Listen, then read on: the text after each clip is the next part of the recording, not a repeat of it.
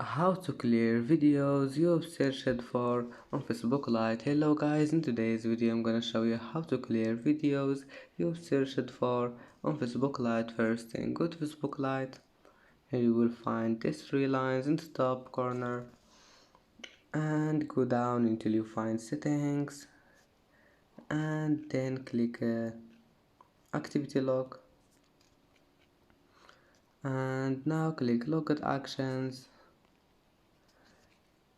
and here you will find the videos you've searched for. Click on it and then click clear searches, and yes,